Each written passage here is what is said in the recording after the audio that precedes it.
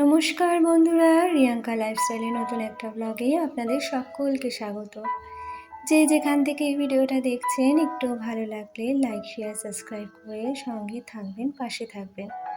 অবশ্যই একটা ছোট্ট করে কমেন্টস করবেন। সকালবেলা ঘুম থেকে উঠে যে কাজটা আমার সবার প্রথম থাকে, এই জানলাটাকে খুলে দেওয়া। এরপর আমি চলে যাব উপরে, দেন রান্নাবান্নায় হাত দেব। আজকে সোমবার, তাই রান্নাবান্না হবে কিন্তু সমস্ত কিছুই নিরামিষ। তো চলুন আপনাদের সঙ্গে সবটাই শেয়ার করব।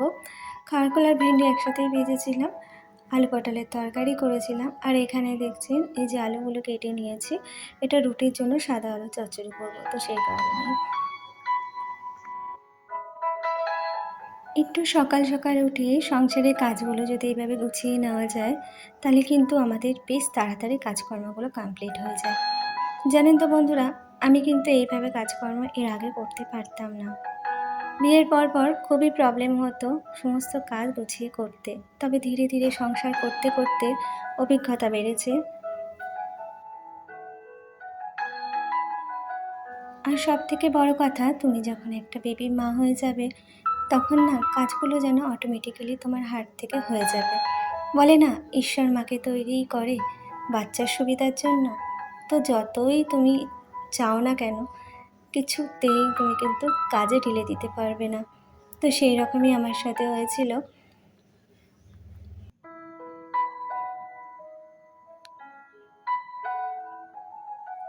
আমার এই ছোট্ট সংসারে প্রতিটা কাজ কিন্তু আমি নিজেই করি। আর সত্যি বলতে কি, কাজ করতে আমার ভীষণই ভালো লাগে।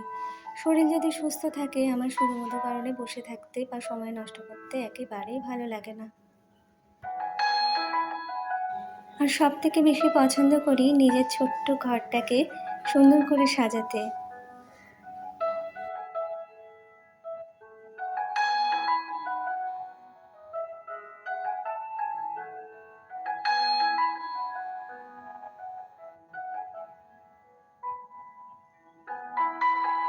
আপনাদের সাথে গল্প করতে করতে আমার অনেক কাজই হয়ে গিয়েছে। তো দেখতেই পেলেন, লাস্টে একটুখানি সবজি বসিয়েছিলাম, ডাঁটা, আলু, কুমড়ো দিয়ে আর কাঁঠালের আঁটি দিয়ে একটা সবজি করেছিলাম নিরামিষ, তো সেটাই। আর সমস্ত রান্নাবান্না হয়ে যাওয়ার পর আমি কিন্তু পরিষ্কার করে বাসনগুলোকে মেজে নিয়েছি।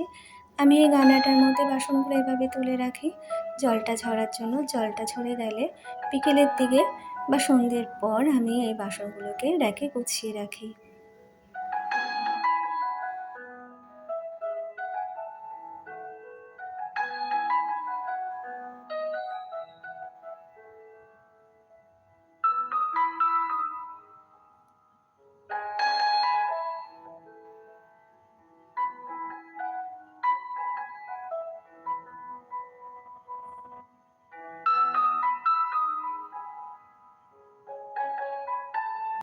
কী বলুন তো, আমি দিনে মোটামুটি দুবার গ্যাস ওভেন পরিষ্কার করি। এক সকালবেলা রান্না বসানোর আগে একবার গ্যাস ওভেনটাকে পরিষ্কার করে পুছে নিই, আর একবার রান্নার শেষে গ্যাস ওভেনটাকে পরিষ্কার করে পুছে নিই। আর কী বলুন তো, এই গ্যাস ওভেনগুলো না যেহেতু গ্লাসের হয়, দোকান থেকেই বলে দিয়েছে ঠান্ডা হওয়ার পর ভিজে ন্যাকড়া দিয়ে এটা পরিষ্কার করবেন। কোনো মতেই ঠান্ডা না হতে এখানে ভিজে ন্যাকড়া দেওয়া যাবে না। তো সেই কারণে একটু সময় নিয়ে এই কাজগুলো আমাকে করতে হয়।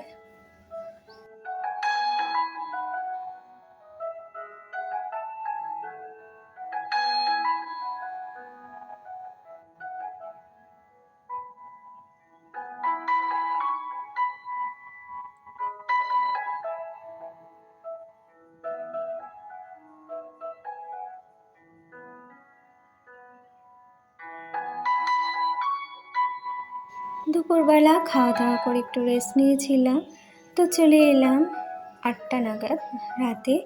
দেখতেই পাচ্ছেন আমি কিন্তু রাতের বিছানা করছি, কারণ বিছানাটা ঝাড় দিয়ে পরিষ্কার করে নেব রাতের জন্য, একেবারে রাতে শোয়ার জন্য। আর ঘরটাও ঝাড় দেবো বিছানা ঝাড়ার পর। আমি কিন্তু প্রতিদিনই এই কাজগুলো করে থাকি, কারণ আমি রাতের বেলা, যেহেতু আমার একটা ঘর, রাতের বেলা শোয়ার আগে এভাবেই বিছানাটাকে আমি ক্লিন করে নিই। আর বিছানা ক্লিন থাকলে জানেন তো, মনে হয় যেন পুরো ঘরটা পরিষ্কার। আর যেহেতু সাদা চাদর পেতেছি, আর ছেলে তো খুবই দুষ্টু, বারবার উঠে নোংরা করে, তো সেই কারণে একটু পরিষ্কার পরিচ্ছন্ন রাখতে হয়। আর আমার স্বভাব কী বলুন তো, আমি বালি কিচকিচটা একেবারেই পছন্দ করতে পারি না। তাই 2 থেকে 3 বার দিনে আমার ঘর ঝাড় দিতেই হয়।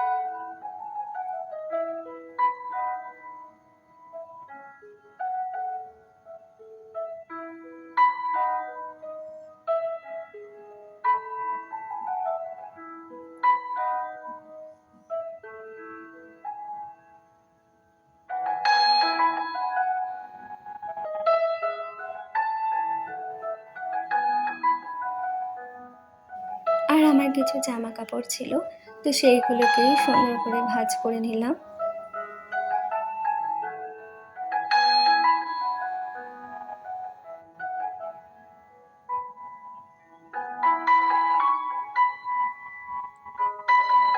তো আজকে পুরো দিনটা আমি এইভাবেই কাটালাম।